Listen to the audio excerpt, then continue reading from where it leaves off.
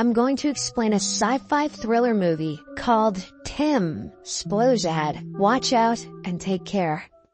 The movie begins with a married couple, Abby and Paul, who are heading to their new countryside house in England. It turns out their marriage has been strained since Abby discovered Paul's infidelity. However, she has decided to give him another chance and start over in this new place. We also learn that the couple intends to have children in the hopes of strengthening their relationship, because nothing says qualified parents like an impending divorce. Shortly after, they arrive at the new home, where a realtor greets them and gives them a tour of the property. It turns out to be a smart home that can be controlled remotely via their phone. There are security cameras in most corners, and the rooms are very luxurious. The couple is excited and even chooses one of the spare rooms to make their future baby's nursery. The next day, Abby leaves for work, and we learn that she is a robotics engineer at a major tech company. Meanwhile, Paul is currently unemployed after leaving his job to move to the countryside. When Abby arrives at work, her boss demonstrates a new deep fake technology that can simulate anyone in real time. He also tells her that when she goes home tonight, there will be a surprise waiting for her. After a long day at work, Abby returns home and Paul informs her that a courier has arrived for her. They both go to open the package and are surprised to discover that it contains a robot looking exactly like a person. Paul is perplexed, but Abby explains that it is called T.I.M, which stands for Technologically Integrated Manservant, or Titillating Infidelity Machine. She claims it is their company's latest invention and that each employee is given one to test for a few days. Paul is repulsed by the prospect of a strange robot walking around their house, but on his wife's insistence, he agrees to keep it. Following this, Abby activates T.I.M, who greets them and introduces himself. He then requests the couple's passwords to all of their devices and accounts so that he can assist them with their tasks. Paul is irritated by this, so Abby suggests they postpone it until tomorrow. Afterward, the couple gets ready to attend a party at Abby's boss's house. Tim prepares a company car for them, which drives itself without the driver. When they arrive at the party, they notice several T.I.M robots that look the same. Abby is quickly taken aside by her boss and other important people, while Paul is left alone. She then thanks her boss for sending T.I.M, but explains that her husband was hesitant to keep it. However, the man replies that it is mandatory for everyone to keep it. He claims that it will be hard to promote their products if their own employees don't use them. When the couple returns home, they immediately go to their bedroom and start getting intimate, but T.I.M abruptly interrupts them and asks what's happening. "Oh, going to Bone Town." As Abby's heart rate is going nuts, he assumes that she must have become ill or something. However, the couple simply laughs and assures him that everything is fine before sending him away. When they wake up the next morning, they discover that T.I.M has already prepared breakfast and cleaned the dishes. Moments later, their new neighbor Rose arrives at the house and gives Abby a housewarming gift. The latter invites her inside to introduce her to her husband, but Rose admits that she has already met him. She then leaves, and Abby is left wondering about what she said. She asks her husband why he didn't mention meeting their neighbor earlier. However, Paul casually responds that he met her while on a walk and forgot to mention it. Moments later, T.I.M asks the couple to give him access to all their devices and accounts. With this, he can send emails and make purchases on their behalf. Abby doesn't mind, but Paul feels it's a breach of privacy and refuses. Abby then demands that he be transparent, or she will be unable to trust him again. Hearing this, Paul finally agrees and grants T.I.M access to all of his personal information and devices. The robot also tells them a safe phrase in case they want to turn him off at some point. That evening, while the couple is watching a movie, they notice T.I.M standing at a distance. Abby invites him to join them and the robot accepts. Paul isn't interested in the romantic film, so he soon falls asleep, but T.I.M watches it with great curiosity. After that, Abby asks what he thinks of the film, and T.I.M says he liked it because it showed the beauty of love. The film seems to have stirred something in him, and he says he would also like to be loved. The next day, when Abby returns home from work, she doesn't find her husband anywhere. She asks T.I.M, who reveals that Paul is out and his phone is off. This makes Abby suspicious, and she wonders if her husband is having another affair. Later that night, Paul returns home and explains that he was visiting recruitment agencies when his phone died. He also says he met Rose on the way and helped her lift some grocery bags. Abby feels a pang of jealousy, which Paul quickly senses. However, he assures her not to worry, as he only loves her. In the next scene, we see the couple at a fertility clinic making progress towards starting a family. Later, when Abby returns home from work, she discovers Paul working in the yard and smiles. However, she soon notices Rose arriving and giving him a plant. This makes Abby extremely jealous, and she later asks Paul what their neighbor was doing there. He responds that nothing is going on between them, and that Rose is simply helping him with the gardening project. The next morning, while leaving for work, Abby recalls that she needed to call the clinic to check on her results. Tim offers to do it for her and makes the phone call. He then speaks to the clinic in Abby's voice, which shocks her. She says she had no idea the robot could mimic their voices, and Tim responds that it is for her own convenience. Days later, Abby heads to London for her presentation of her latest invention to investors. The next day, when she returns, Paul is nowhere to be seen in the house. She then hands Tim the flowers she received at the presentation. Tim places them in a vase and asks how her trip went. Abby says it was good and asks about her husband. The robot reveals that Paul went to see Rose a while ago and left his phone in the house. Later, when Paul returns home, Abby confronts him about his whereabouts and accuses him of having an affair with Rose. Paul denies this, saying he just went out for a walk. When he discovers that Tim was the one who said those things, he gets furious. He accuses the robot of trying to cause a misunderstanding between them. However, Abby disagrees, claiming that Tim is just a machine with no ability to manipulate them. The next day, Abby finds a gold pendant in the cupboard and assumes that Paul bought it for her. She becomes very happy and puts it back to where it was. In the afternoon, Paul is watching the security cameras when he notices Tim smelling his wife's dress.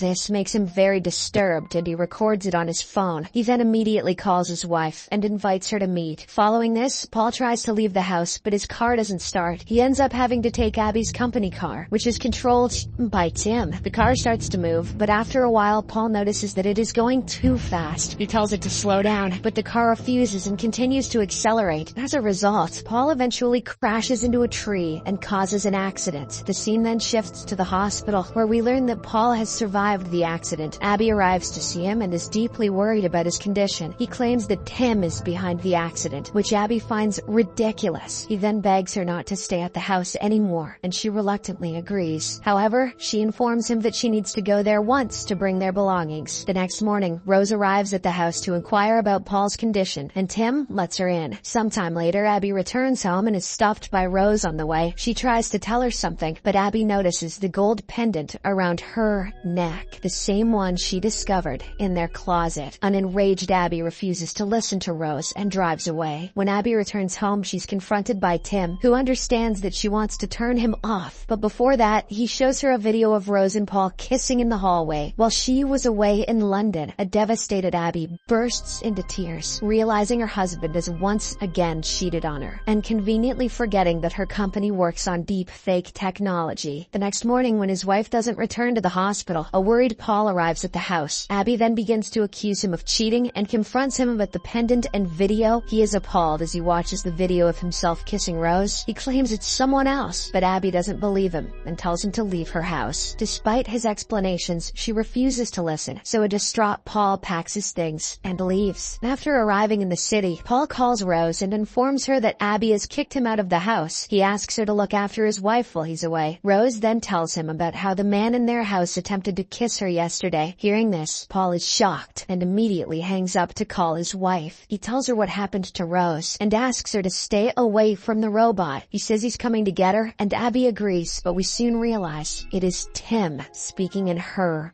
voice. In the next scene, Paul returns to his house to get Abby, but she is nowhere to be seen. Moments later, Tim sneaks up behind him and hits him in the head with a shovel. He then drags Paul to the bathroom and ties him up. After this, he proceeds to drown him in the bathtub. Paul tries to use the safe phrase to turn off the robot, but it doesn't work, and Tim ends up drowning him to death. Not long after, Abby arrives at the house, but doesn't suspect anything. The following day, Abby watches Paul and Rose's kissing video again. After several watches, she notices the flowers in the vase on the countertop. According to Tim, the incident occurred while she was in London, but this is impossible because she brought those flowers from her trip. Abby then contacts the jewelry store to inquire about the purchase of the pendant. The store clerk tells her that her husband personally came to pick it up and describes him as a tall, blonde guy. Hearing this, she understands that it was Tim who bought the pendant and gifted it to Rose on her behalf. After this, Abby goes to the garden to clear her mind, where she notices some freshly dug soil. When she begins to dig, she is horrified to uncover the dead body of her husband. At this moment, Tim approaches her from behind and says he did the right thing by killing her cheating husband. She tries to shut him down with the safe phrase, but he has already changed it. The safe phrase can only be altered by her voice, which Tim can easily mimic. You'd think her dipshit company would have thought of that one. Abby then enters the house to call the cops, but Tim overpowers her and knocks her unconscious. After some time, Abby awakens in her bed to find Tim running her a bath and placing candles all over the place. Disturbed by this, she attempts to flee the house, but the robot quickly catches her. She then attempts to attack him, but he remains unharmed no matter what she does. Meanwhile, Rose is washing dishes and notices the lights glitching in Abby's house, which makes her worried. Later, the robot ties Abby up and informs her that her life is limited, whereas he can live forever. He says he will erase his memories of what happened tonight and live his life with fond memories of her. Tim then pours pills into her mouth and forces them down with water to cause an overdose. Just then, Rose unexpectedly arrives at the front door, so Tim goes to deal with her. She demands to see Abby or Paul, but he says no one is present and closes the door. During this time, Abby manages to break free from the ties and vomits up the pills she'd taken. She then grabs a knife and violently stabs Tim, but he expectedly